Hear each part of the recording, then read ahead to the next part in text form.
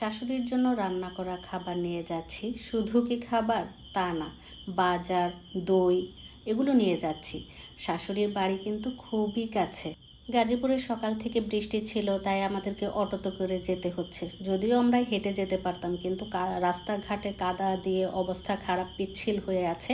সে কারণে আমরা অটো দিয়ে যাচ্ছিলাম। আর অটো দিয়ে যাওয়ার সময় যে সুন্দর দৃশ্যগুলো দেখা যাচ্ছে, সেগুলো কিন্তু আমি আপনাদের সাথে শেয়ার করে নেব। আসসালামু আলাইকুম, আশা করি সবাই ভালো আছেন। আলহামদুলিল্লাহ, আমিও আপনাদের দোয়ায় ভালো আছি। শাশুড়ি থাকে পুরান বাড়িতে, আর আমরা যেহেতু ঢাকা থেকে গাজীপুর যাই আমাদের বাগান বাড়িতে, 2-1 দিনের জন্য যাই, সেখানে শাশুড়িকে নিয়ে আসি। কিন্তু এবার শাশুড়ি আসলো না। যাই হোক, শাশুড়িকে দেখতে যাব, সে কারণে তাড়াতাড়ি করে রান্না বান্না শেষ করলাম। আজকে আমাদের দুপুরের রান্না ছিল খিচুড়ি, ডিম, সাথে শুটকির তরকারি। আর এই যে এখানে আমাদের গাছের লেবু, কাঁচামরিচ আর কিছু মরিচ একদম পেকে লাল হয়ে আছে, দেখতে কিন্তু খুবই ভালো লাগছিল। আর 2টা মাত্র লেবু ছিল। অনেক লেবু ধরতো, কিন্তু ইদানিং এখন লেবু, বেগুন, কাঁচামরিচ কিছুই তেমন হচ্ছে না। আর এদিকে আমি তাড়াতাড়ি কাজ করছি, আর ছাগল এসে আমার কাজগুলোকে বাড়াই দিল। মানে কি একটা অবস্থা! আমি তো তাড়াতাড়ি করে যাব বলে সব কাজ রেডি করে রেখেছি। দুপুরে খাওয়া দাওয়া থেকে শুরু করে সমস্ত কাজ যা যা ছিল সব কিছু রেডি করে আমরা কিন্তু এখন রওনা দিচ্ছি। আর এই পথে যাওয়ার সময় অটো ড্রাইভার যা বলল তা একটু শোনেন। এই জায়গায় বলে 2 চাকা পিছে চিন্তা করো, এর মধ্যে অটো নেই, এই যে এই জায়গায় মনে হয় না, এই জায়গায়। আরে এই যে এই যে এই যে এই যে দুটা সাত দিকে লাগা লেগে গেছি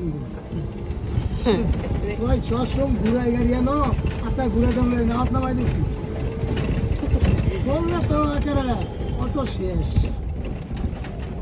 যাত্রী আসছিল না না, খালি গাড়ি ঘুরে দিয়েছি।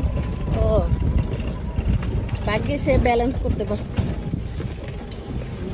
দিছে ব্রেক মারতে হবে, যে তুমি ব্রেক মারছে এটা মেসে নেমে আছে, নেমে যাওয়ার কারণে আর ব্রেক কইছে।